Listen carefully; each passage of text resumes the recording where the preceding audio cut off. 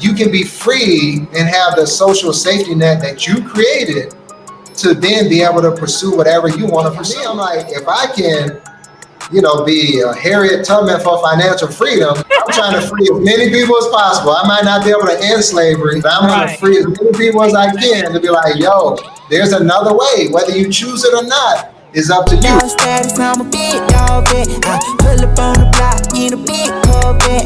What's going on, my money mavens and moolah misfits? It's me, Joe Knows Money, your host of the Money Addicts. This is not your grandpa's financial show. This is Money Talk with hot sauce, baby. If money touches it, we talk about it. Before we jump into today's hot topics, first let me introduce the Money Addicts crew. So we have artists with us today, as well as Danielle. How is everybody doing today? Always doing good. Doing good. Great. Well, I get excited talking about money, right? So one of the hot topics that recently came about is the fact that Kim Zolciak as well as Corey Bierman are getting a divorce. Were y'all familiar with that? I wasn't. So check it out, right? So for those of you who don't know, right, Kim Zolciak, famous for her song Tardy to the Party or whatever the case might be, Real Housewives of Atlanta. And Corey Bierman, he was an Atlanta Falcon as well as, he played for other NFL teams. So let me ask you this, right? What do you all think is the reason for their divorce? If you were to just guess, what do you think it might be? I would just assume the inability to cohabitate. Well, it's definitely that, but it's also... Let me give you a little clue. Do you think it could have anything to do with the fact that TMZ reported that they have over $1 million in back taxes to the IRS? Oh, absolutely. Or the fact that TMZ reported that their house was in foreclosure earlier this year? I can assume that, that could play a heavy role. Yeah, so the reason why I bring that up, right, is because what many people don't realize, and it's even in their divorce documents, is that, yes, it's irreconcilable differences, that's a mouthful, where they don't think it's repairable, right? But it also has to do with the fact that people reported it's a lot of financial stress and strain on their relationship. And sadly, that's not uncommon, right? The number one cause of divorce is not infidelity, because they both said in their filing that had nothing to do with it. However, the number one cause of divorce is arguments about money, right? So when we look at their situation, it makes perfect sense with that kind of financial stress and strain that they would be sadly looking at getting a divorce. Now, it's a pretty contentious divorce, right? At least the filing. They're filing for both want the home, both want the kids, both want spousal support, right? My question is, where's the money going to come from if they can't pay their taxes and they can't pay their mortgage, right? So when we think about divorce, we think about separation of assets oftentimes, right? We know the love component, and that's a very sad aspect of it. We also know the financial component, like what we're talking about here, where they have to divvy up assets. And when it's not a pretty divorce, that can be tough to do. But did you know that sometimes when you just date somebody, that somebody might sue you for $30 million as well? That was something that I just heard about, and I'm lost for that one. All right, so check it out. For those of you who are listening to the podcast versus watching it, this is Tiger Woods' ex-girlfriend suing him for $30 million. Now, let me just set the stage. They started a relationship in 2017. She was director of operations for his restaurant in Jupiter, Florida. In 2017, she signed a non-disclosure agreement, which meant, hey, you can't talk about anything with regards to our relationship. And if you have any problems with anything, you have to take it to arbitration. You can't talk about it. You can't sue me in open court to, air all of our dirty laundry. So then what happened is in 2022, now this is according to her. Now you tell me, is he filed for this or not, right? Allegedly. So they were supposedly notorious for going on like spur of the moment trips where he would say, hey, pack your bags, we heading out. So he supposedly told her, we're gonna go on a short trip to the Bahamas. Come on, pack your bags, let's go. But then once they got to the airport, he said, hey, here are my attorneys, go talk to them. And the attorneys was from his trust because his house is in a trust. And after that, she said they informed her that Tiger Woods said, you're not getting on this plane. Matter of fact, you're not going anywhere, right? You're not going back home because Tiger Woods don't want you there any longer. You'll never see him again in life. And they asked her to sign another non-disclosure agreement. Now, what they did supposedly talk to her about is other accommodations so that she wouldn't find herself without a place to stay. However, what she's suing him for is for two things. The first, she's suing him for $30 million, saying that we had an agreement that was supposed to last 11 years. We were together 6 years. And that agreement means that I can stay in the home for another 5 years. This is what she claims. And then she takes that 5 years that she was supposedly going to be able to stay in the house and say, this is how much it costs to rent this house every month. So therefore, I'm going to sue you for $30 million. The second lawsuit is saying this non-disclosure agreement that I signed, I don't want to abide by it. And I am citing a new law that passed in 2021 that says, if you sign a non-disclosure agreement, but your grievance has to do with sexual assault or sexual harassment, then it's null and void. And that's what she didn't put details, but that's what she insinuated by referencing that new law, right? Now, the problem she has is that the original lawsuit of $30 million asked her if it had anything to do with sexual assault or sexual harassment, and she said no. But a few months later, she changed that. Right? So here's the question, right? Should she get $30 million? Should she get anything at all? What is she owed as a girlfriend of 6 years? I would find that one to be a very, very hard one to come by because, number one, as a girlfriend, signing the NDA, even though you had an agreement, if there was some type of separation that he gives would be allotted towards her, and that would be okay. I wouldn't necessarily say that there would be a substantial amount to it. As someone who dealt with that field a lot working in banking, the girlfriend never really got anything. So I would be shocked to see if she received any of this on the lawsuit. Yeah, a lot of legal experts who aren't associated with the case are saying the exact same thing. Like, the girlfriend doesn't have any rights to anything, let alone to $30 million. Now, she says she negotiated with Tiger Woods Trust, which his home is in the trust, obviously for good reasons, because you could get sued by your ex-girlfriend to live in the home that he still supposedly lives in with his kids. And if she had a oral agreement with his representatives, that should have been consummated in a written agreement, right? I don't know if I believe her, in terms of the fact that you started dating him in 2017, you signed a non-disclosure agreement in 2017, you go to live with him after the fact, and then it was, not only was it after you broke up, but it was after your initial lawsuit where you said it had nothing to do with sexual harassment, then you filed another lawsuit to say it was about sexual harassment, right? So in order, it seems like a legal chess game to say, okay, this is how we can air our dirty laundry and get you to settle, even if we don't think we have a strong claim to dismiss the non-disclosure. He's 10-0 on these types, and I'm feeling like he just needs to try a new game plan with the women that he's marrying and dating, and because I personally don't understand how. I don't know. I've been married 20 years. I've been out of the game for a minute, so I have no idea how you could sexually harass someone that you're in a relationship with. But an active relationship, like a consensual active relationship. So I'm still trying to understand that.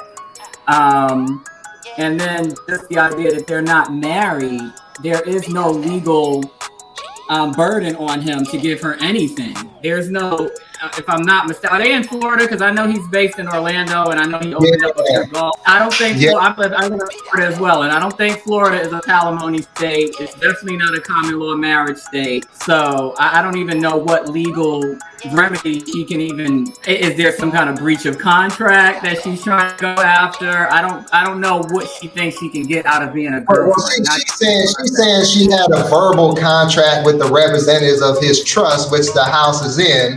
And that verbal agreement was that she could stay in that house for 5 additional years. and that's how she's getting to the $30 million amount that she's suing for. Yeah, that sounds like a unilateral agreement, meaning only one side made that agreement, and that was her. Right. Hence the reason it wasn't put in writing, right? If the conversation even occurred, right? To your point though, I do find it interesting in terms of how Tiger, where he goes fishing, if you will, right? Because I don't know if it's a power play on his standpoint, where this girlfriend of 6 years is somebody who was his director of operations at his restaurant, and then his wife, right, was the nanny of one of the golfers. And again, look, a person's career doesn't reflect their character and things of that nature. I'm not saying anything like that, but I just do find it odd, that he pursues these kind of relationships where he supposedly has the power dynamic. And he definitely won't be looking for an Ebony K. Williams. I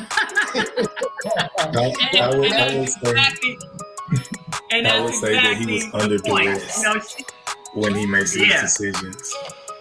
I don't know if it's duress. I think it's more like Joe is saying, where it's a power play. Maybe not even a power play. Maybe, like I mentioned, Ebony K. Williams, I'm not sure if you know about what happened with that. I did a podcast on that as well. She basically feels that because she's an attorney, she's a journalist, she's this, she's that the idea of marrying someone like a waitress or a nanny is not even, it's appalling, right? But these are the women these men want. They don't want you for that very reason, because of the way you think and your attitude and everything else with that. And it's not even a race issue. It's not even, it's literally just the attitude. And maybe that's what it is. Maybe he wants humble people that aren't necessarily measuring him by what he has, but just I think that may be true in a sense, right? But he should also learn that there's also I don't know if it's the way his relationships end, but that results in the outcomes with the ladies, or if he thinks he's getting someone that's more submissive or docile or cooperative or whatever you want to call it, but in reality it's a lot of passive aggressiveness, because they come at him ferocious when it ends, right? And that is why I said that he made those decisions under duress, because in $30 million I'm about to lose, I was not in my right mind when I made this agreement and when I selected you, and I was still dealing with things from my previous relationship. I wasn't in my right mind, I don't think. Well, I think one thing is true, and then this is a good parlay into the next hot topic.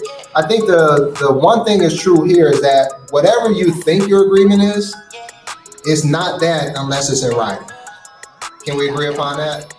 Absolutely. I think that's the moral of the story. Now here's another question I have, and it kind of piggybacks into the fact of Tiger Woods meeting his lady in the workplace, but with a slightly different dynamic. Did you all see recently that Lamar Jackson signed the biggest contract in NFL history, representing himself as his agent? So I did. As a Ravens fan. That's smart.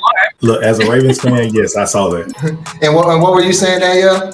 I don't follow football, but that's smart. I can say on the surface that's a smart strategy. Well, yeah, it's funny because I don't follow football either, but I follow the money, and I saw that number pop up, and I was like, okay, right, and I did because I have friends, and I have friends like artists and others who are Ravens fans, and and so I see it come across my timeline. What I also noticed, and this is the question I have, is I noticed that it seems like they drug him through the mud for years in order to get that money, right? It's like stories were leaked about how difficult he was, how he wants the guaranteed money, set a precedent for the NFL when it comes to a fully guaranteed contract, like the other guy out of Cleveland, and all this other narrative that I never heard come out of his mouth, right? And then it was floated at, well, we offered him this, but he rejected that. It was like a one-way conversation, right? Like, we leaked this information, the media goes ahead and runs with it, the media and the fans attack him. People were talking about how he wasn't smart, representing himself, and like all of this stuff. And then the most insulting part was it seemed like they were putting a franchise tag on him every year. And then the latest franchise tag was, like almost an insult because it's the lesser amount than what they could do. And then it almost seemed like he was blackballed from other teams because he was a former MVP, from what I understand, a great quarterback, young. They paying all these other bums, a lot of money, not all bums, but there's a lot of guys who are questionable from what I understand.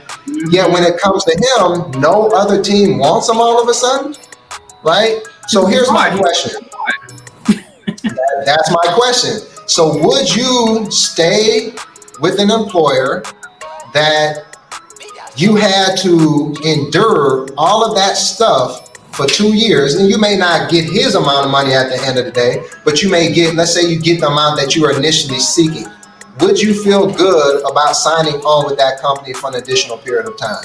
No, that's why I'm self-employed. Right. Not only do I understand, I agree. With having to deal with everything that he had to deal with, be it as a business move or not, I guess he looks at it as he has a timeline to him being able to, he has the ability to do. So it was just, hey, this is what I'm trying to achieve. I will put myself in the best predicament where not only will I receive what I'm trying to achieve, but I will also set the bar for the next person. And that's what I've noticed in the NFL. What they do is they go hard, and when that one person sets that bar, it's like, hey, the next person, hey, hit where I'm at or go even higher, because we all know athletes, their average span in their prospective field is 3 to 5 years.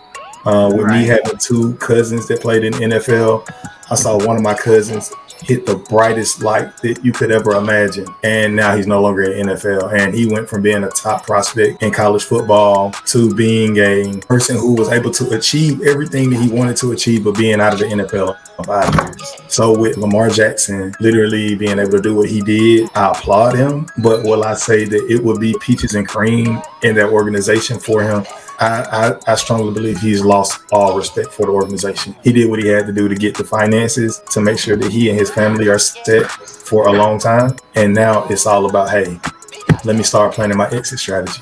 Yeah, it seems like, right, that oftentimes, whether it's in the NFL or, not even singling them out, unfortunately, if it's in corporate America in general, like, we're going to take the biggest, baddest buck and we're going to make an example out of him. Right. So we're going to smear his name so badly. We're going to cause him all this stress, and all this vitriol is coming his way because of the team negotiating. And it's just business, right, that a person has to endure, right, whether it's there or in corporate America. Like I remember, one time I was working for a company. I was the top 5 salesperson out of 200 salespeople. And I remember when I took the job, I was thinking, you know what? I'll just work my way up. I'll accept this salary, but surely once I show and prove, I'm going to get this, right? And then when it came to salary talking time, they gave me a new title and they gave me $2,000 more. Now, mind you, this was before all the transparency laws. And I was lucky enough where they showed you your pay range. So they showed you, okay, this title you can make between this and this.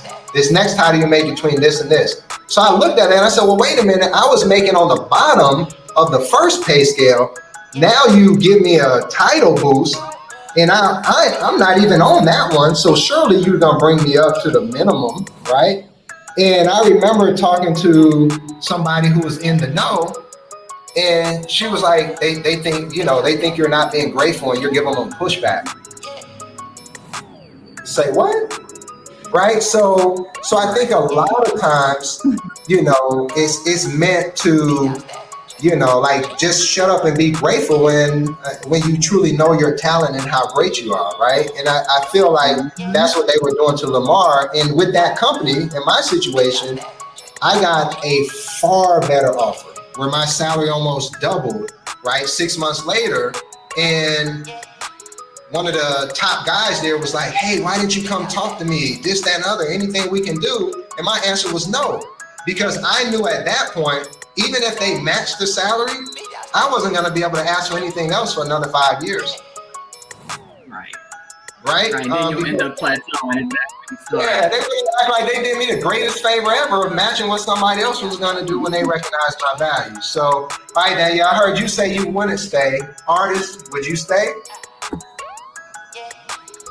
In corporate America, no. Yeah, let's say corporate America. Like my situation, I think, which kind of mirrors Lamar Jackson and how oftentimes we see when you ask for your worth, then you are demonized as somebody who's ungrateful or asking for too much or whatever it is. I think artist made a good point. I think I would stay long enough to prove the point that this is what they gave me, get my first check, and then leave. Because then I can use that as leverage for the next position. You know what I mean? Because you have to be able to prove that you actually made that money, right? I don't think I would stay with them for a duration, though. I would get a couple of checks out of it, establish that this is what I made at this last company, and then move on. I tell you what, though, you know, it lit a fire under me because I was like, oh, no, I can't stay here. I had a little ice princess who was my manager, and it was like she didn't know how to manage her way out of a brown paper bag. And I'm supposed to be told that never sold anything in her life, right? So anyways, I think the point is if you have, for me, if I have another opportunity, like, and I get what you guys are saying, because for him, it seemed like no one was jumping up and offering them anything, and then you end up taking what they give you, right? All right, so somebody who never has to worry about that, and you know, here's what, as I think about the next topic, one of the things I was thinking about is the fact that oftentimes, because I remember when he was drafted, well, I don't remember, I saw a clip of when he was drafted, where he was unhappy. I didn't follow his whole draft position. I'm talking about Lamar Jackson. But Deion Sanders was interviewing him, and he was heated. He was like, I'm going to show and prove, I'm going to show and prove. So he is the furthest thing away from a bust there is.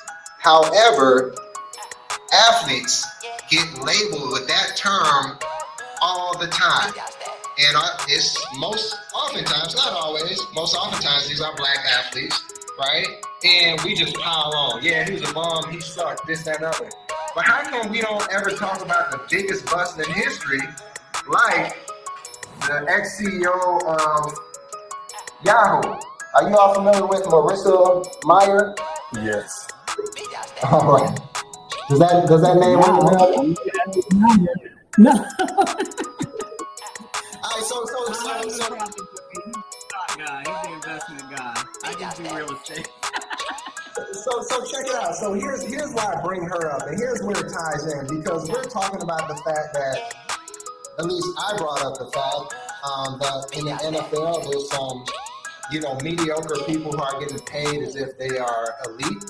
I know firsthand, I saw people who were managers, right? Some of which I worked for, who couldn't manage their way out of a brown paper bag, right? I remember one, he reminded me of Barney Fife. It was like, but when they told me how great he was, as if he walked on water. I'm like, y'all got to be kidding me. And then as soon as he left, they were like, yeah, that guy was a train wreck. But when I was trying to say it, when it was actually happening, y'all want to act like you don't know what I was talking about, right? So the reason I bring that up is because oftentimes you're told, like, people like Marissa Meyers, like this superstar. She became Yahoo's, president when she was like 36 years old or something crazy like that, right? And she was like this whiz kid in Silicon Valley and all of that stuff.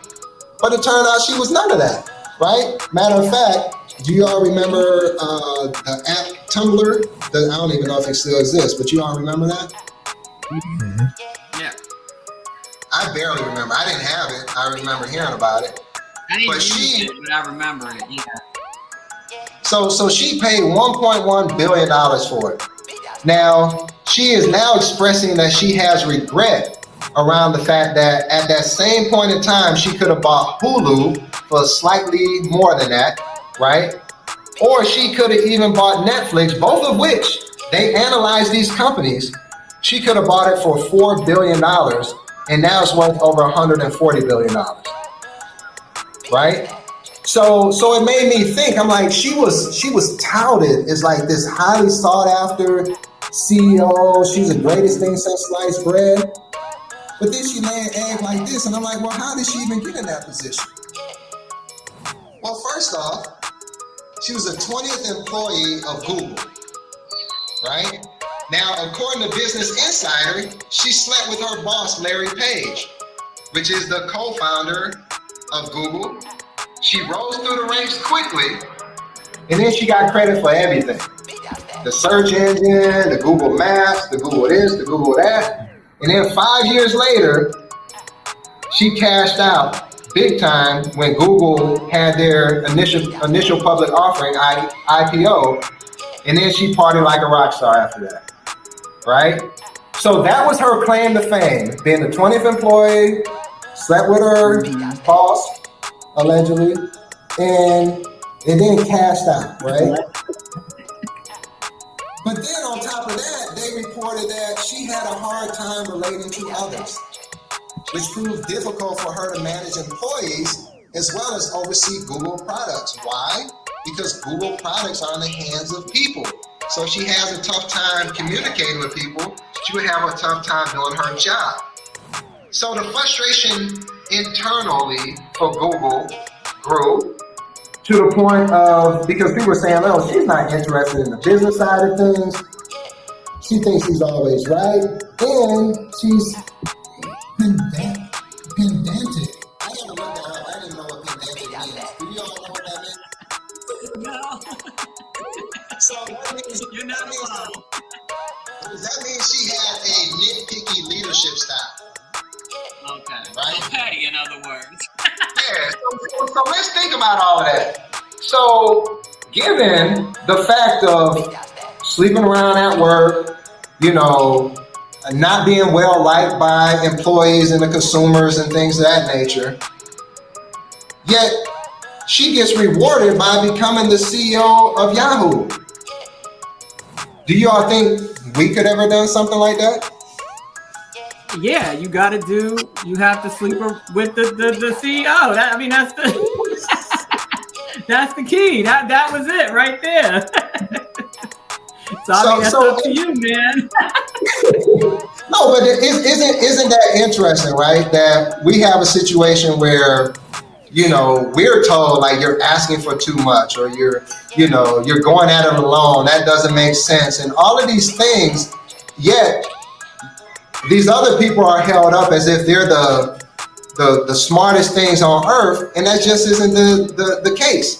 But why isn't she labeled a bust right now versus running a fund that manages businesses? Why is that? She wouldn't be labeled a bust because they have another term to use for her. She would be labeled as the person who can't see the forest because of the trees. That would be the way they would describe her, instead of literally giving her the term that she seems to deserve. When it comes down to certain people in corporate America, they protect certain people.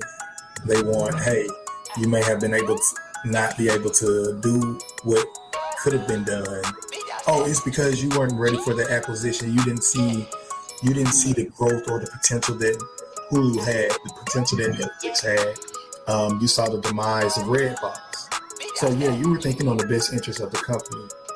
Meanwhile, everything else is growing around you. Everything else is rising, and you didn't see that worth in that company. So, oh no, you saved us. That's how they would view her. Now, how everyday people view her. Not the greatest person to see acquisitions when they should be grabbed. Yeah, and I think you're right. I also think it's like where we're at in the society, where if, like, for example, when after 5 years at Yahoo, everyone pretty much wanted her out, and what she got was a golden parachute of like $24 million. Now, if that was an athlete who fizzled out, right, and got $24 million for going home, sitting down somewhere, that person would be crucified. You don't even own the team, but you might own stock in Verizon, which bought Yahoo. You might own stock in Yahoo when it was publicly traded. But where's our priorities if we're so outraged by the team we don't even own, but something that affects our bottom line, nothing is ever said? Well, I think part of that too is that athletes are not viewed as academics, right? They're not seen. They're literally stopped. I personally, that's part of why I don't really partake in a lot of sports, because I personally feel like it's modern day slavery. But that's a whole other conversation. They're seen as property. You know what I mean? They're property. They are a commodity. They're disposable. If you don't behave the way we need you to, you have to go. If you get injured, you have to go. It's like when a horse gets injured and they put them down. That's the same thing with athletes, you know. They're not exactly seen as, you know, intellectuals, you know. So corporate versus, you know, sports, you know, you kind of get... You get more allowances because, okay, well, you went to school for this. You know, you're educated. You're this, you're that. So, you know, we can maybe give you a pass. But personally, I think a lot of it, regardless of whether it's sports or corporate America, has to do with not only race, but gender. I think that we're in a part of history right now where if you say anything about a woman, all hell's gonna break loose, you know. Yeah. And then heaven forbid you mention that she slept with the boss, then it turns into a Me Too thing, right? And then, you know, then of course you have the privilege of not being brown, that you can get away with just about anything, athletic or not. You know, you can probably get away with a lot of things. I mean, Tom Brady is a classic example of that. So Brett Favre is another one, although I don't want to get sued. Oh yeah. There's a few of them. I think the only one that actually got away with something, the top two, would probably be OJ and Ray Lewis. How about it? So I mean, the only two that got away with something. So I mean, you bring up a very good point, right? So here's my question to you two then. Why is it that we hype up a corporate career, right? But then we speak down upon a professional athlete? Right? Like, so for example, you have people all the time like, oh, my kid is gonna become this or my kid is gonna become that. But if the kid says, I want to be a professional athlete, it's like, that's unrealistic, right? And certainly we can do more than be professional athletes. But the reason I bring that up is because, what is there, like 400,000 athletes in high school, and then that becomes, you know, couple thousand D1 athletes, and then that becomes a few hundred NFL players or NBA players. So yes, the odds are very slim. But which is slimmer, that or having 500 Fortune 500 companies that has hundreds of thousands of employees and more millions of employees, and as you move up through the ranks of CEO, you only have less than 1% are black, right? So why are we so high on promoting a corporate job versus like what you were saying, Danielle, like being business owners instead? That's a good question, and I'm a living testament to that. I grew up in New York City, and the high school that I went to was a business high school. It was maybe two of its kind in the entire state of New York. At the time, you literally chose a major in high school. So we had marketing, law, computer science, secretarial studies, you know, like a major. So you would pick a major, and starting your freshman year, you would actually take classes in addition to your core subjects that prepared you for a career. So by the time you hit 11th grade, we worked on Wall Street. I worked for Chubb Insurance at 17. You know what I mean? I had several classmates that worked for in the World Trade Center for U.S. Customs. At the time, we had, I think it was Dean Witter. Now it merged into Morgan Stanley, Dean Witter. You know, all the different mergers that happened on Wall Street. We had 17, 18-year-old students doing those jobs. I graduated high school in 1995, made $15 an hour. We can't even get that as a minimum wage in 2023. Okay, right. So I was basically making the same salary as my mom at 18, working for an international law firm. So I said that to say we've been programmed, and this is without a college degree. I was right out of high school. I hadn't even started college yet, because college was starting that August or September, whenever it started in New York. I can't remember. But we are programmed that that's the way we should go. And after 22 years of that, it got to the point where every Sunday I was like, my eyes were watering because I hated my job. And at that point, it was 2016, and I was a corporate paralegal dealing with Medicare fraud for a DME company, a huge DME company, sitting on the phone all day with administrative law judges getting cursed out about them assuming we were committing Medicare fraud because everybody and their mama had an oxygen tank. So, and we weren't getting paid for it because it was getting flagged as Medicare fraud. So I'm saying all that to say, I think that it's a fail-safe, and like I'm guilty of it myself. My oldest daughter just started college in August, and she wants to be a doctor of pharmacy. And as much as I don't want her to get into that machine, I have to understand that she has to have a plan B. You know what I mean? And I'm already in her head. I'm like, okay, yeah, you're going to be a pharmacy doctor, but you're not working for CVS. You're not working for Pfizer. You're going to open your own pharmacy. You understand what I'm saying? So there is merit to having a skill, whether it be certified, licensed, degreed. You have to have some type of skill that if for whatever reason entrepreneurship doesn't work out, you can go temporarily and work for someone. But I've definitely recalibrated the way that I think in a sense of, okay, yes, this degree is a means to an end because obviously you cannot do certain things without being a PharmD, right? You can't just go and say, oh yeah, I invented this medication, everybody take it, because you're not licensed, you don't have, So obviously you have to have that as a minimum for certain industries. But you should not automatically think, okay, the first thing I'm going to do is go see if Pfizer is going to hire me or go see if CVS or Walgreens is going to hire me. You should always be thinking, okay, how can I leverage this to have my own? My youngest daughter wants to get into journalism. So right now, as we speak, I bought her a green screen. I bought her the lighting kit, cameras, all that stuff. Because I'm like, yeah, you could get that degree. That degree will legitimize you if you should walk up to CBS or ABC and say, okay, CNN, I want to do this. But you should be in a mindset to be able to do this for yourself as well. With your portfolio, with the experience you have now. Use TikTok to your advantage. We're going on a transatlantic cruise next month. Take that camera I bought you and start, creating content. You know what I mean? I do. I'm trying to plant that entrepreneurship mindset in them, but I also want them to know that if you have to, for whatever reason, go into corporate, you can, but don't let that be your plan A. You know what I mean? That should be your, okay, I'm about to lose my house plan. Let me go get a job so I can pay my mortgage and then go back to, Well, I like that I don't think enough of us, but a lot of people are starting to rethink that, right? Because like what you said about on Sundays, it's like, oh man, well, I don't know if you heard this statistic, but the time where people have the most heart attacks in America is on Monday morning between 7 and 8 a.m., right? It's before they go to work, right? So, but particularly for us, right, we're told to seek out these jobs.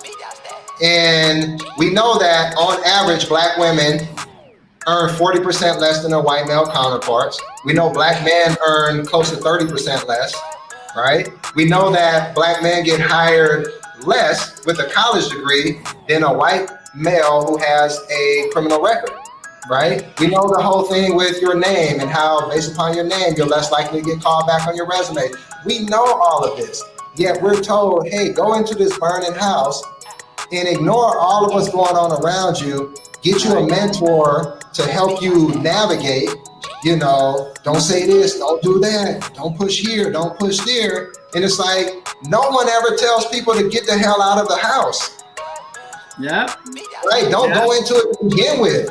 But we've been so conditioned to like, go get your mentor, go do this, go do that, to tell us how to deal with abuse, how to navigate how to navigate stuff we shouldn't have to navigate. Right. And that's why I call it a modern day plantation, NFL and corporate. Because like you said, you're literally being taught how to survive in the house. Yeah. I mean, it's like It's like what you're seeing on Roots, like with Chicken George, like, it's good here. You know, it's like. And code switching has almost become a badge of honor. That's not a badge of honor to be able to code switch. I should be able to be who I am. I mean, granted, obviously, there's limits to everything. I'm not going to walk around just dropping F-bombs everywhere and saying the N-word, you know, but I mean, I should not have to change the way I speak. Obviously, you hear I have a deeper female voice. If I call anyone before 10 a.m., I'm a sir. So I don't even call anyone before 10 a.m. because they think I'm a guy. You know, I'm not going to make my voice high-pitched, you know, downplay my New York accent, try not to speak in a black accent. I shouldn't have to do all that just to get a paycheck.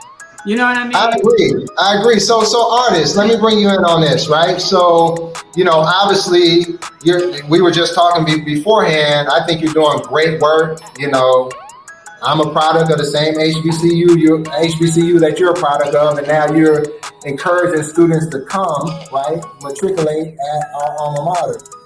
How are you handling, or how are you thinking about the fact that, like, people like Danielle or folks like myself, let me give you some context, I'm like, hey, if you need, and I think I heard Danielle say something like this as well, if you need to do that, like if you are going to be a doctor, you have to go to college in order to become a doctor, right? So if there's certain things, but I graduated with a business degree, I don't want my kid to go to college for a business degree any longer, right? I'd rather put them in business, cut their teeth for 4 years, get a paycheck, and get a few, you know, bumps on their head and let me guide them through what business looks like, right? I understand not everybody has that opportunity, but I will say this, it's something to think about because Mark Zuckerberg, dad did this 20 plus years ago with all his kids. He said, look, I'll either buy you a McDonald's, they're not cheap, but you can pick another franchise that's cheaper. But he said, I'll buy you a McDonald's or I'll pay for your Harvard education. You get to choose. And we know McDonald's operators, if they skip college, if they're, you know, get a McDonald's, it'll be paid off in 7 years. It'll be worth $3 million and they'll be making $300,000 a year, 7 years, you know, after they graduate from high school, right? So, you know, which is a better deal? So with that being said, I'm more so of that mindset of don't go for a general degree, go for something you need to have a degree for if you want to do that. Or if we got it like that, hey, go. If you just, you know, if you want to see what it feels like to get an HBCU experience, you want to meet people, maybe meet your future spouse, like be in a bubble like that for 4 years, that's something we can talk about. But how do you handle that? And are more people than just me and Danielle thinking that way? So with me dealing in the position that I deal in, which is admissions, this is a conversation that I have to deal with daily. The number one thing that I talk to everyone who says, yeah, I want to be an entrepreneur, I want to go into business, I want to go into business for myself. The one thing that I always ask them is, number one, what type of business are you interested in going into? And then number two, how do you run a business? And with the example that you just used, I feel like that's a phenomenal example. If you are fortunate enough to have a family that is able to give you the opportunity to either go to college or I can assist you with your business, that is phenomenal. I would say in that case, go for it. Because in the end of the day, if it doesn't work out for you, you still have school you can come back and fall on. Now with me, what I can say, my parents gave me the entrepreneurial spirit growing up.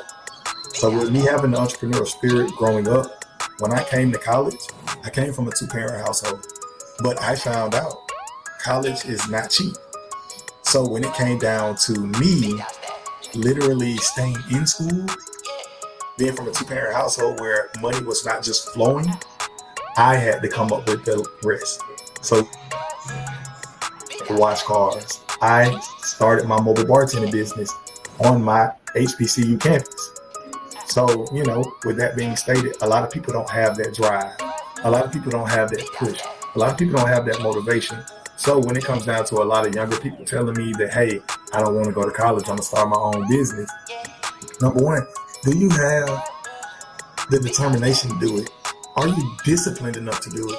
Are you able to realize, hey, if all else fails, I'm not failing. That's number one. Number two, do you have the know-how? Do you have somebody that can teach you? Do you have somebody that can show you how to do this? Are you even capable enough of finding someone in the field that you're interested in going to show you, take you up underneath their wing? And that is something that I really feel that in the era that we're in, this hype on social media, a lot of people are willing to show you their riches. A lot of people are willing to show you all of their accolades. A lot of people are willing to show you everything that they've amassed, but you don't really come across a lot of people that are showing you how to get there. So that is where I say, hey, you, my friend, you might need to come to school so you can learn how to do this. Because right now, if I give an 18-year-old, 19-year-old a job, and I say, hey, I'll be there to support you through everything with your business. Where's your business plan at, though? No. You want to be an entrepreneur. Business plan. Okay. Yeah. Let's go past the business plan. I'll help you do that. Have you done a SWOT analysis for the type of business that you're going into? What's a SWOT analysis? Okay. Let me. I'll help you find that as well. Do you know the macro and the microeconomics in the field that you're going into? No. So how are you prepared to graduate? And after you graduate, you're willing and ready to put yourself in an area where you have competition and you have to provide for yourself and then produce for the future if you have children. You're not ready. Come to college. And not only am I going to put you in a safe environment where we're going to have people pouring into you their knowledge, we're going to put you around people who will literally give you that first step into what you're trying to do. That is when that's why I push college. I don't push it on everybody because everybody is not for college. College isn't for everybody. I will be the first person to say that. One thing that I'm doing a lot more reading now, and one book that I'm reading is The Law of Human Nature. One thing that we do, we try to push everybody into this cookie cutter of, oh yeah, America. We push them into this cookie cutter.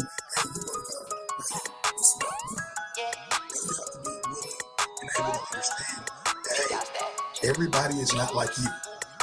So with me accepting and understanding that, well, hey, if you're not going to be able to attend college, what can I do to help put you in the most great situation where you can be successful?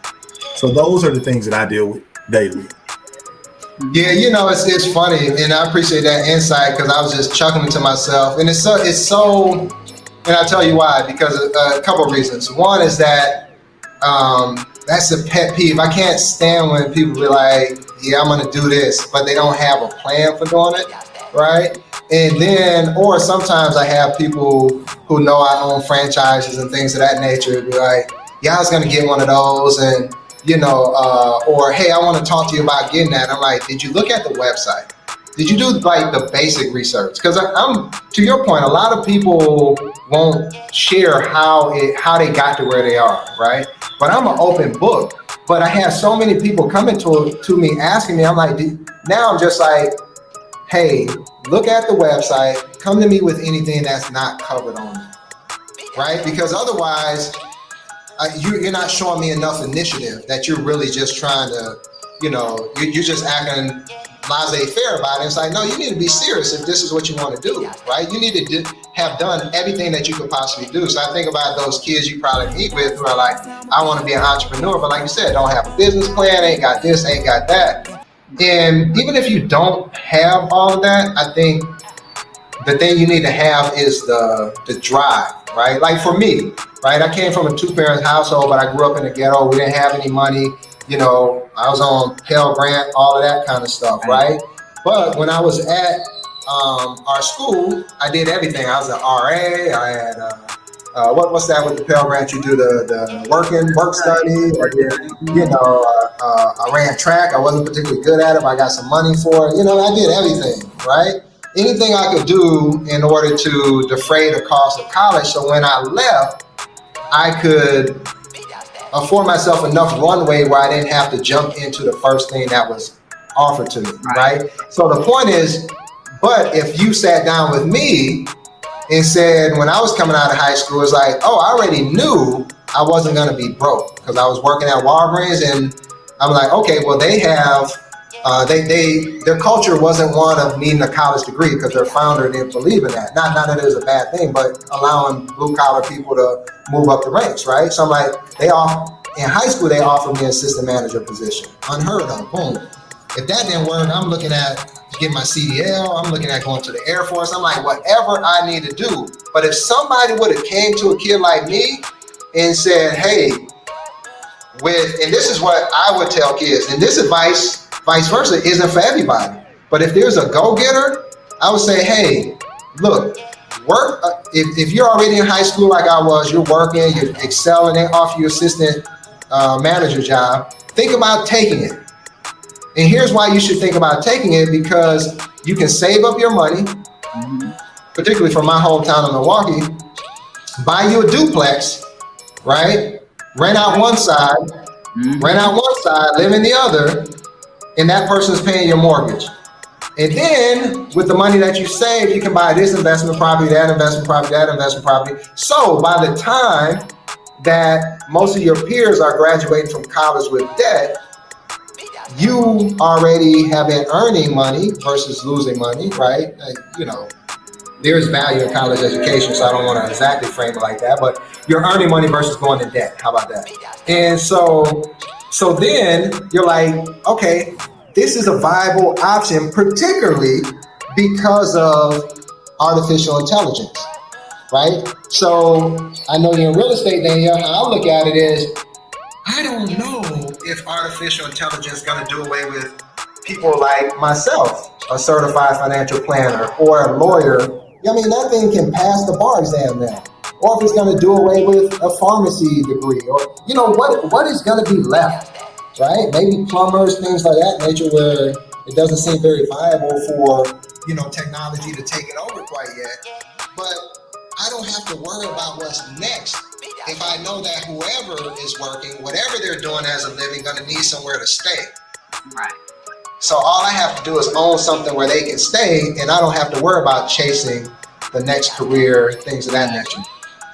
But to your point, artist, I think that takes a particular focused young person who already has shown that they're capable of being responsible, capable of, setting a goal and achieving it, so on and so forth, right? So I get that. All right. So any last words on that subject before I move on to the next one? No, I mean, that's why I said there was merit to having to go into college if you're suitable for a college degree, because all that stuff that artists mentioned, as much as I joke around and say I have 2 master's degrees and almost a doctorate and I'm not using any of them, I really am, because I have a business undergrad, an MBA, and then I have a law, master's degree in law, and I'm not using them in a sense of I don't have those jobs. I did at one point, but I don't have those jobs now. All the things that I learned, I incorporate into my current business. So now I know how to write contracts, read contracts, interpret contracts. I understand, the legalese being used in real estate and, other transactions. I understand, SWOT analysis, business plans, marketing strategies, that kind of stuff. So if you have absolutely no idea about any of that stuff, yes, you should go to college. And even if that's not your major, take that as an elective, to fill in that gap. Because if you're not, for example, my daughter wants to be a pharmacist. She's not taking business classes, right? Obviously, but she can take one as an elective. In her case, she doesn't need to, because I teach her everything. And to your point, Joe, with the real estate thing, I just bought a triplex. I bought her a single family home back in September. And then I have another townhouse that I use as an Airbnb. And the single family home, I'm also using as an Airbnb. And it's on the FAMU campus. It's like right across from the baseball field. And that's going to, supplement, so she doesn't have to actually work. That's going to be part of her income. And I have her and her boyfriend. They're actually my real estate assistants. They go around because I'm not in Tallahassee. I'm like, go look at this property, take a video, let me know. Scout the block out, let me know. That's how I bought the properties, because they were actually, and I'm teaching them the business. I'm teaching them how to, assess profitability. What, oh, this is not a nice street. Okay, that's fine. We're not worrying about the street. We're worrying about the resale value. When these people start gentrifying this neighborhood, we need to have these key properties in place so that when they want to offer us quadruple what we paid for it, we'll be ready. You know what I mean? So it's real strategic because the triplex is 2 blocks away from the single family house right around the corner. So right now, yeah, it's just kind of hood, but they're crossing the railroad tracks. I mean, I don't know if you know the FAMU area, but that railroad is literally the other side of the tracks from FSU versus FAMU. Absolutely. So, they're crossing over because they're running out of space. And I'm trying to snag them up while they're there. So, I'm just saying all that to say, artists, you're right. I think that there is merit to having a degree, but we should not push our kids into corporate after getting the degree. That's the thing. We need to have them have a more expanded viewpoint of, okay, I have this degree. It's a necessity because, again, we still live in a society where legitimacy is based on your education. So even if you don't use that degree, just being able to say, I got a master's degree from, FAMU, Payne, Georgetown, from, whatever. That gives you the legitimacy. I think that's if you're going to work for somebody. But even it's like, how we met at CNN, right? They would not have called us if we didn't have credentials. Facts. That's true. However, no, you're right. Because I was just thinking with the CFP, they make it so you have to have a college degree in at least 3 years. So you're absolutely right in that example. Yep. And people don't trust you, especially when you're dealing with their money. But here's the ironic thing, though. I say, here's the ironic thing. When you and I met at CNN, what was that, like 10 years ago now, it seems like. And yeah, so then it was all about credentials. But now, I mean, I have 20 years of experience. I led over $1 billion in investments. I met with thousands of wealthy clients and families and things of that nature. My YouTube and my social media reach is at like 10,000, right? That's nothing to sneeze at, but it's not the millions plus that these folks who have none of the experience, none of the credentials, all they do is parrot what other people are saying. So I feel like, yes, we got on CNN, but you don't need to get on CNN any longer, right? That's what they were the gatekeepers. Now you can just get on social media and be a financial influencer and build a presence. And they're not asking what college you went to, what degree you had, what credentials, none of that, right? My biggest thing that I what is your why? Right. And your why can determine what you're going to do, where you're going to go, but it starts with having a why. And the reason why I say that, when it came down to me going to college, I've heard multiple people say, I want to go for a better opportunity. I wanted to go to get out the hood, or, things. I want to do this so I get a job. Me growing up, I thought my parents were rich. And that's just how I thought, because I had both parents in the household. Both of them were employed up until later, before I graduated. But my why was I wanted to get out my mama house. Like that was, if anybody tells you otherwise of why I went to college, they're lying. I didn't. My mom, she can be the typical Southern woman, and she's going to stay on you about everything. Let my mom tell it I was supposed to be a preacher. Sound like one. Y'all see how that turned. Look, it makes it no better. My lion name is Benediction.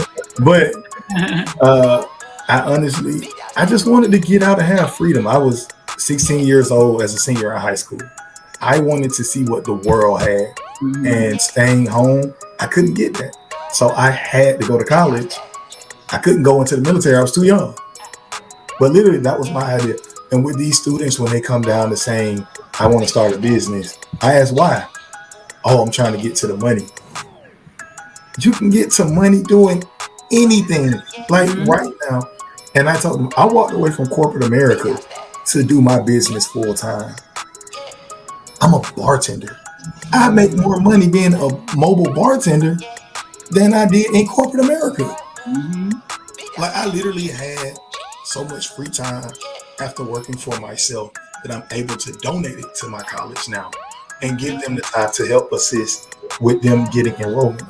But my biggest thing is whatever you want to do, get so good at it that they have no choice but to pay you what you're worth. Mhm. And that is something that goes back to what I was saying with the Lamar Jackson thing. He showed his worth. Now, looking at the young lady who we were just speaking about in Yahoo, she didn't show her worth. So therefore, we can say, hey, look right here. Your track record, it doesn't show that you're actually worthy of this position. It doesn't show that you're worth this paycheck. No, your name is mud. But if you work hard to get to where you want to be and you are the top of where you want to be at, you deserve to be compensated for that. My biggest thing was when I was in Birmingham, number one bartender in the world bartends in Birmingham. I want to be there. Why? Because I have competition, not with the people who are bartending like I found out. No, I want to know what she's doing.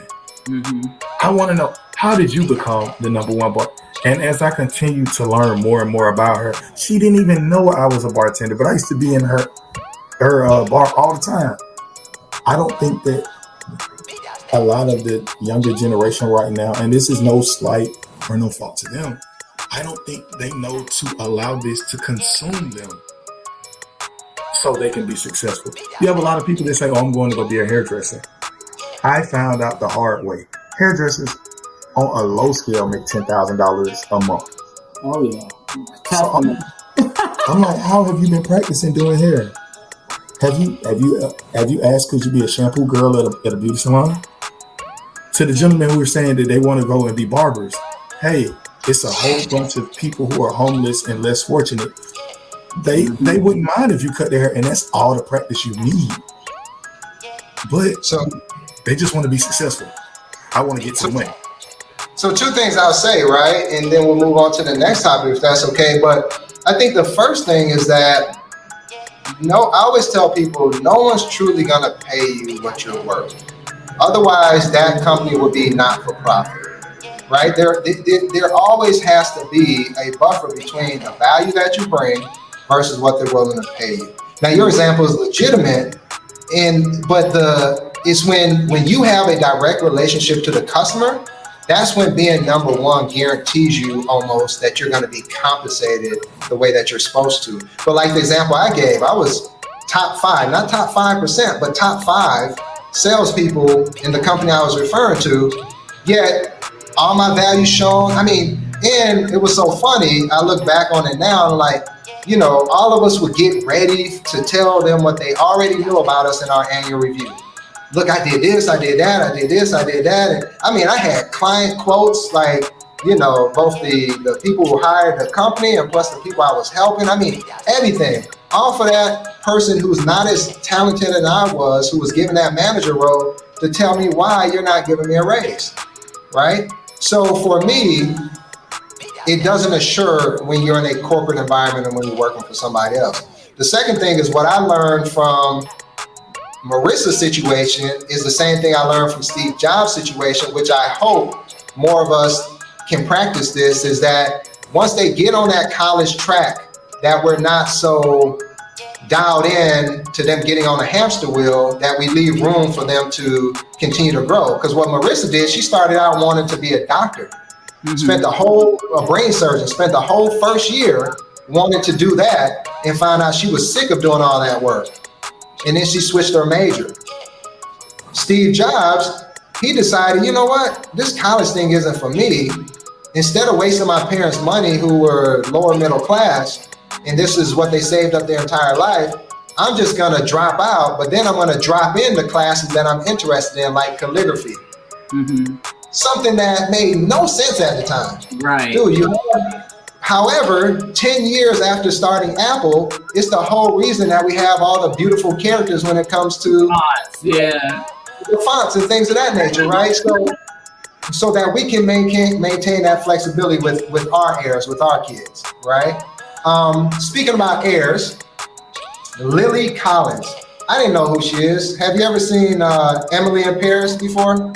Not that movie, but I know who she is. And I found out by happenstance, because I don't know what movie I saw her in, but then I for some unknown reason, whenever I watch a movie, I keep IMDb up on my phone so I can figure out who's who. And I was like, hey, that's Phil Scott.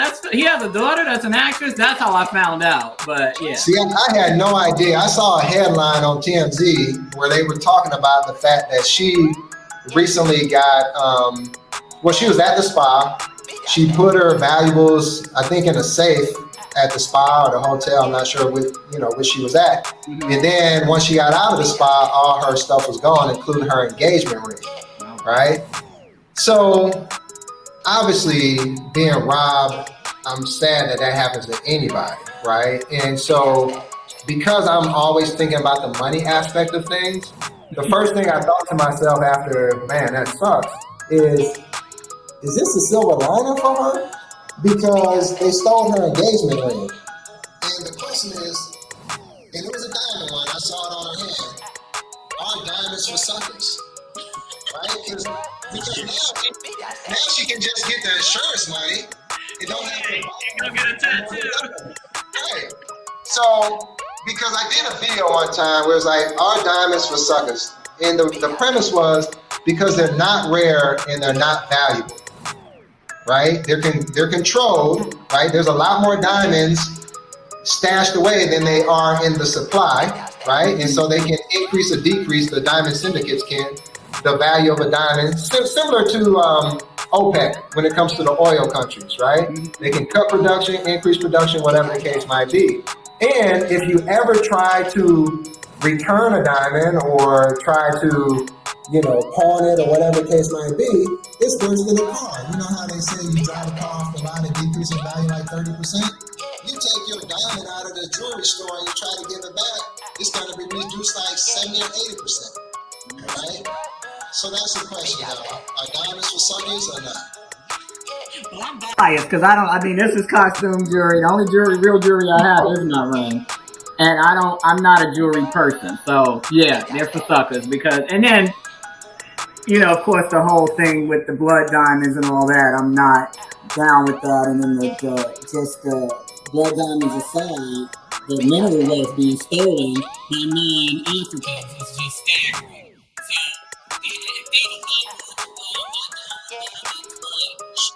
So, if they don't I like style, and a lot of times style doesn't come with expensive jewelry. It's costume jewelry. So, yeah, for me, it's the suckers because I'm not materialistic, nor do I care about jewelry. Now, artist,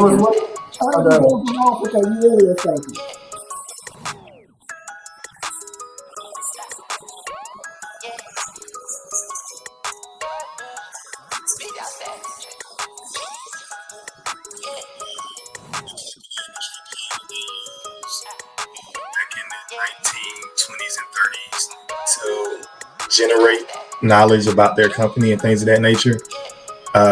No.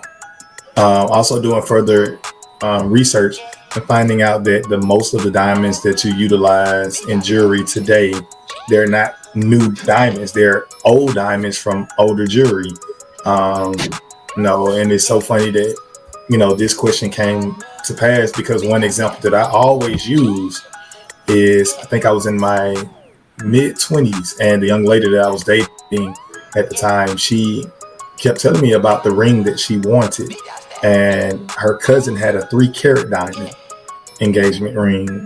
So I was just like, okay, well, I'm in my mid-20s, I'm not making that much money, but let's just go to the jewelry store and see how much your ideal engagement ring would cost. And after going, we found out that it would be in excess of $13,000. So I'm, being the person that I am, I grew up around old people. Like, my parents are I'll be 34 this year. My parents are in their 70s. Oh, wow. So I asked her, why would I buy a $13,000 ring and we have a $100 relationship? And then not only would I do that and not only be doing good for not doing good for myself, but you're walking around with it investment money on your finger, and you feel that you deserve this for me to show how much I love you. So then, because she's in the medical field, she said, oh no, I wouldn't wear it daily. I would get a replica made and I would wear that daily. And I'm like, so what's the point of me buying this engagement ring if you're not even going to wear it? Like, no, diamonds, like, no, they hold no value. Like you said, there is a reserve of them, and they, no. So let me ask you this, right? Now, I don't think I know this answer. So are you married presently? No, I'm not. Okay. So do you find that sentiment still exists today? Have you had those conversations either with somebody you're dating or homegirls or whatever that it's still like, I want a diamond? Yes, and I'm always the person who plays the devil's advocate, and I'm like, hey, why are we looking at diamonds? And I show the proof, and I give, documentaries, I show reviews, I show multiple things to show that these things are not as valuable as people make them out to be. But I guess in a materialistic world, in a materialistic time where everybody wants to show off that diamond and show that he did X, Y, Z, or she did X, Y, Z, it's just the glitz and the glam and the fame of it. But in the end, what is it really worth? Because, I just feel that it is not realistic. And when I say realistic, I'm talking about from the diamond to the expectations to sometimes the relationship is not realistic. So no, I don't. Is there? Well, you know what's interesting about it? I appreciate you sharing that because Danielle's been married for a while. I've been married since 2014 as well. My wife does have a diamond ring. This was pre my enlightenment period. Never been materialistic. Neither has she. But I think, it's this unlearning, this constant reconditioning, right? That it's by design, right? You see in movies, you see in commercials from the time you're growing up, and or people who get married and the first thing they do is they're showing off their ring, and then they have the campaign, diamonds are the girl's best friend, right? Mm-hmm. Whereas 100 years ago, most wedding rings did not include a diamond. It wasn't even the most popular, gem or whatever the case might be. And then, so you had all of these other campaigns along the way to teach us how much to spend. Oh, it should be 2 times your monthly income or 3 times your monthly income or whatever the case might be. Even not, being a money guy myself, being somebody who's always been prudent with money, sometimes you don't know where notions come from, right? And you're like, all right, cool, I make good money. I'm glad my wife can show off her ring when they first get engaged and all that. And then as you go on, you're like, man, and then you spread the word to other people to be like, yo, don't get caught up on that, because you have 3 ways. If you want a diamond ring, you can get it brand new, which natural diamond. You can get a synthetic diamond, which is 30-40% cheaper in a lot of cases, or you can get a used diamond. Even on places like Walmart.com, that might be 70% cheaper, right? And you can see if it's not a blood diamond and all the things Danielle was legitimately talking about. That's if you want a diamond, but there's other things that are far more valuable, like rubies and things like that. But anyways, I find it to be interesting though, because I know, like, I was given a presentation one time to a group of ladies who weren't pretentious whatsoever, wasn't gaudy with jewelry, well-established women. And I made a comment about the average amount of money that's spent on an engagement ring is like $6,000. Now, mind you, the majority of Americans don't even have $1,000 in their savings account. Absolutely. Yet buying a $6,000 ring, right, on average. And so I was breaking it down why it doesn't make sense. And when I got to my one-liner, like, the lady gasped. Like, it was like, how dare I suggest that you don't get a diamond ring? But I deserve this. I mean, I've been waiting my whole life for this, right? So I think there's so much conditioning, even for women that are not, and men, right? Because we've both been conditioned, who aren't materialistic, to be informed about the fact that it's not rare, it's not valuable when it comes to these diamonds. And I, like you all, believe that it is, diamonds are for suckers, right? Because the only people who make big money off of it are the diamond syndicates, right? Because you don't get it in resale value. That's the other thing. That's why they say diamonds are forever, because they never want you to trade them in to find out that they're not worth anything but 20-30% of what you bought it for. So if you keep it forever, you never know that, right? And you think it's a family heirloom, it's grandma's ring, it's this, it's that. And you can do so much more with that money instead of paying for something that's not truly valuable. All right, so we're coming to a close. I got 2 more topics. So speaking about money, I want to talk about Hollywood money for a second, right? We were talking about the Hollywood heiress, right, who lost her engagement ring and our diamonds for suckers. But now let's talk about Hollywood money. If you were to guess, right, between Twitch, Young Dolph, and John Singleton, sadly, all passed away before their time, I would hazard to say, right, and some violently and things of that nature. Which of those left an estate that was the largest, and how much do you think that estate was worth? So Twitch, Young Dolph, or John Singleton? The only reason why I'm leaning to this, I promise you, if I was not more of in tune with the younger crowd and to see how he moved, I wouldn't normally pick this, but I'm just going to jump off the boat and say Young Dolph. All right, and then who would you put in second place? Maybe John Singleton. All right, and then Twitch is last. All right, cool. All right, Danielle, so talking about Hollywood money, right? And when you think about Twitch, Young Dolph, or John Singleton, if you were to put them in order in terms of who had the largest estate to the smallest estate. All right, it looks like we lost Danielle, so we'll go with yours. So, John Singleton's estate was the largest, but how much do you think it was worth? I would put it in the 30 million range. All right, so it was 6 million, Okay. closer to 7 million. All right, Young Dolph was 2 to 3 million, and Twitch, his was 600,000 or so, right? So here's the thing that they all have in common, in my mind, is that people probably thought they had more money than they did, but also none of the three, well, they pretty much didn't have a will. Twitch didn't have a will, Young Dolph didn't have a will, John Singleton had a will from 1993 when he only had 1 child, but he passed away with 7 children, right?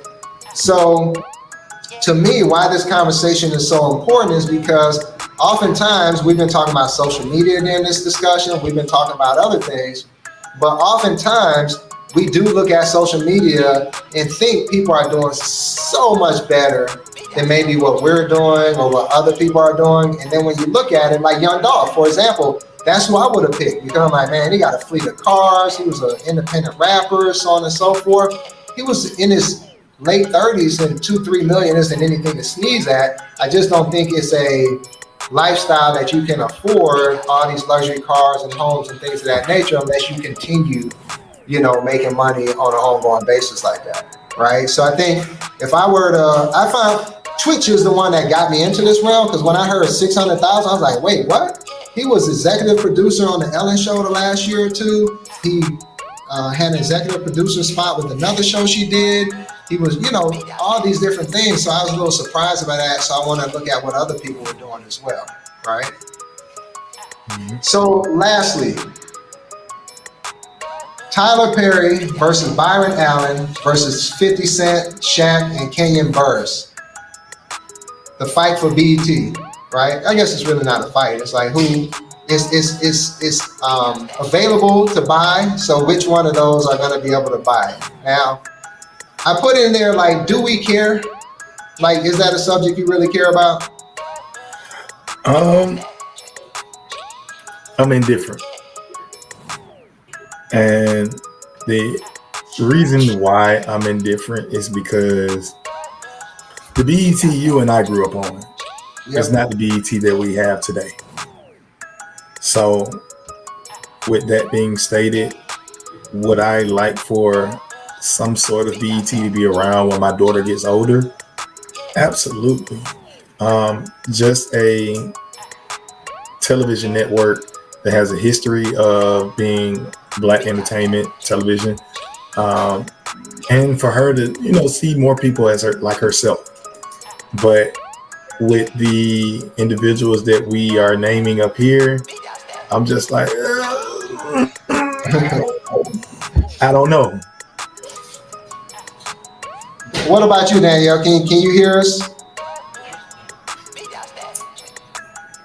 All right, so it looks like we're still reestablishing her connection. The reason I put "do I care" because I'm with you on that. I'm like, do I really care? But then I start thinking about, it's kind of cool because I look at business like a sport sometimes, right? So I'm like, I am intrigued a little bit. Like, who has the better pitch, right? You got Tyler Perry, who's been with the network. He owns a part of BT Plus already, so it seems like he got an edge with the buying of it. But then you have, Byron Allen, who seems to be buying up everything in the world from, in media, from the Weather Channel to the Griot to the, what's that, the Now the Funk, the Black News Network or something that they started like a year or two ago. But it seems like he's buying up everything. So he's been getting a very high profile. And then I look at 50 Cent, Shaq, and Kenyon Burris. I'm like, man, that could be interesting because 50 Cent got like 20-something shows in development. So how dope would that be if he owned it? Because he made stars, yes, right? With power and everything else, but he didn't own stars. Like, he could have Tyler Perry money if he owned stars. So now, if you got BT and like you putting all that content on your own stuff, and then Kenyon Burris, I mean, he got Blackish and Grownish and Mixish and a movie that he just did with Lauren London and Eddie Murphy and everybody in it, right? And so I'm like, man, that could be dope. So at first I was like, I don't care. But then as I started thinking about it, I'm like, this is an important part of Black liberation, of ownership, so that we don't have to always go through the gatekeepers. Because 50 Cent, as much as he did for stars, I felt like he was going through the same thing I described in corporate America, the same thing that Lamar Jackson went through in corporate America in the NFL. He went through the same thing, despite having the #1 program in African American and Latino households, like slot 1 through 4 or something crazy like that. He still every other year was like, screw stars, they're not valuing me, so on and so forth. So now to be given a platform or buying a platform where you don't have to prove your worth, especially when you already showed it, I thought that would be super dope. Yeah, definitely. And then like the only reason why I was saying indifferent is because I'm thinking like how you said Tyler Perry, like I know Tyler Perry can host an entire network with just his ideas. With him being over multiple networks right now, that'd be a brainchild that I don't know if we could condense it all into one in itself. 50 Cent, I think the thing that 50 Cent did with his power movement and things of that nature, he talks about it a little bit in his book, but he took it to stars because stars was somewhat unattainable, and he took a lower profit from it initially. So, like, hey, let me try this out and I guarantee you my people will come. So then when stars went up to where it went up to is because everybody was subscribing to that. I think that everybody can't get it, look for stars is what drew more people in versus when it's available on everyday cable TV, will we get everybody drawing into that market. Shaq, if Shaq has any part of it, he's going to be on every commercial, and you and I both know we would love to see that because Shaq is a marketing tool in himself. Kenya Barris, he's a person that pushes the envelope and opens up doors and broadens horizons. Like, that's why I said, with that case, I can't be, I'm this team, I'm that team. I would literally just have to remain different. So, I appreciate it. And this is why I love having discussions, because you got me thinking. And I was like, okay, who team am I on, right? Because I'd much rather have this conversation because I think it's a cool conversation about, A, that you have all of these people who can afford to buy it. Because like when Bob Johnson sold it in, I think, 1999 or 2000, somewhere around there, for $1 billion plus. Nobody could afford to buy it. No other black person, because he was the only billionaire, the first black billionaire, right? So now to have so many people name tossed in the hat is cool. But I was also thinking, when you were like, well, it's on regular TV versus like the premium cable, I was like, yeah, that's true. You know, it's this classic thing that we always talk about, how is, you know, when it comes to systemic racism, it's like, even when they finally let you in the pumpkin patch, then they'll cancel Halloween, right? so I started thinking to myself that, yeah, I'm like, well, will that happen with BET, where it's like, because you know how every couple of years you'll have like a Dish TV or Direct TV or somebody who say, call your local provider because we've been negotiating with ESPN and they want to charge us too much money. So you have to negotiate to be on those platforms. And I'm like, yeah, I was like, it's not free on the satellite network. Yeah, so now it's almost like either it's a la carte, where they may put BT like in an undesirable package. It won't be packaged with like ESPN and whatever the popular stuff is. They'll put it with like something that nobody wants, right? But then I thought, I was like, aha, I know who I'm riding with. I'm riding with Byron Allen. Because even though he's the less, like from a content perspective, it makes the least amount of sense. But this dude will sue the hell out of them. Like, he has a lawsuit right now, I think with, I think it was one of the auto companies. No, it's with McDonald's. Because he said, McDonald's said y'all were gonna spend 2 to 4% of your advertising dollars with like black folks or something of that nature. They said, and he was like, you're not spending with any black owned companies directly. So he's suing them. He sued like the cable networks before. Like, he has a track record of making them play ball, right? And I have a feeling that that's what's gonna need to happen if they allow us to have BT back, that they're gonna let us into the pumpkin patch, but cancel Halloween. What about you, artists? Any additional thoughts and details based upon my prediction, I guess you can say?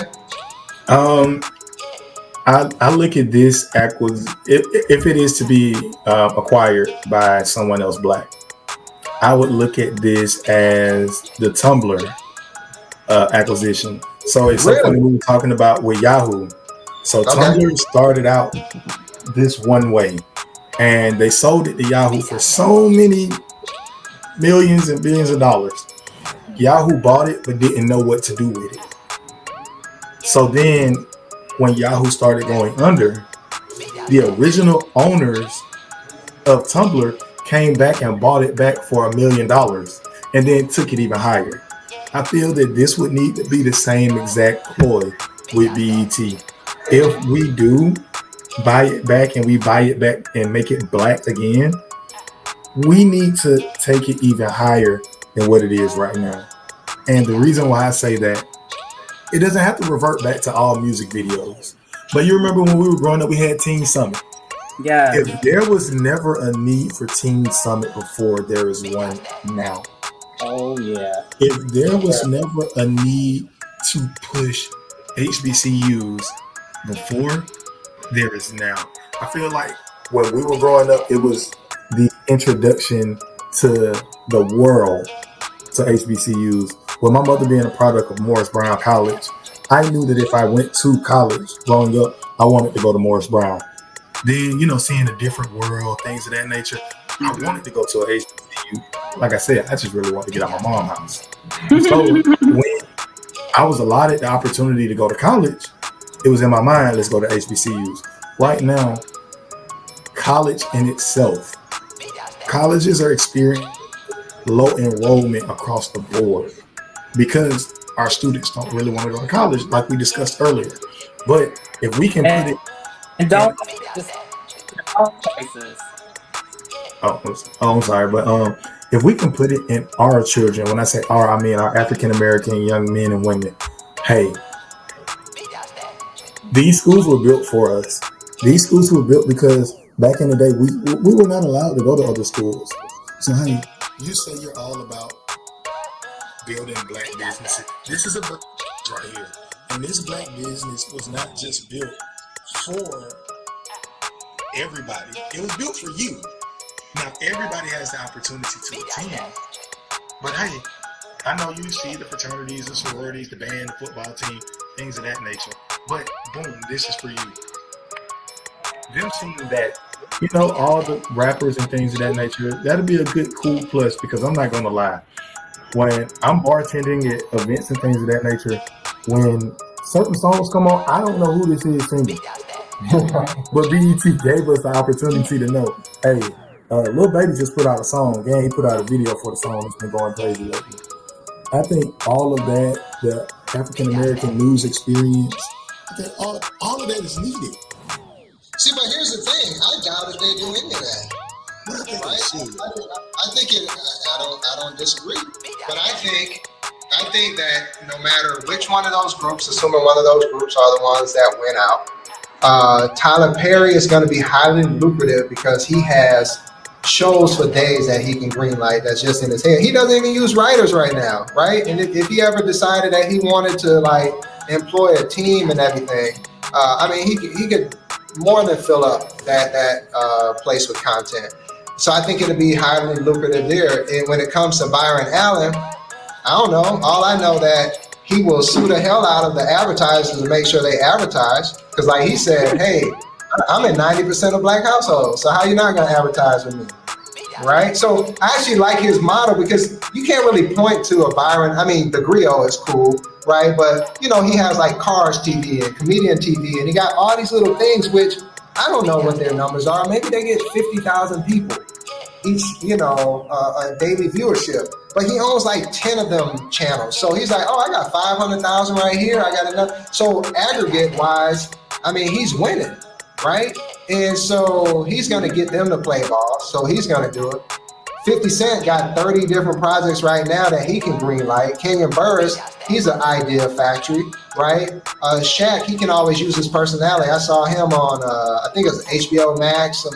You know, he used to have that Shaq show where he's DJing and stuff. And then he had another show where he was just, you know, I don't know, just talking really into the camera about his life and things of that nature. It's compelling, right? So you look, I think everybody's going to win, but I doubt, you know, think about, you know, even Roland Martin, as dynamic as he was, he couldn't, I mean, he's on social media. I'm not saying that's a demotion necessarily. I'm just saying that black news seems, even if you go back with Ed Gordon, it just seems not to play, right? Financially. Or when you talk about videos now, I mean, a lot of people aren't even making them, you know what I mean? Like, so, and then the Teen Summit, oh yeah, that's super dope, but who's gonna do that now? You know what I mean? Like, so I'm not sure, they definitely need to make it happen. I'm not sure it is, but you know what I am sure about? I'm super glad that we can have, it's refreshing to have conversations about who's gonna win at business here and how they're gonna do it. For me, more so than LeBron sucks, Jordan the best, LeBron can't mess with Steph can't mess, you know, like all of this, putting one person down in order to elevate our favorite athlete or entertainer or things of this nature, where it's just like, yo, I'm sitting back and being entertained by who has the chess moves and who actually come out a winner of this. And I just hope we can have more conversations like this. Thank you all for joining us on another edition of the Money Addicts podcast. And until next time, be good to yourself.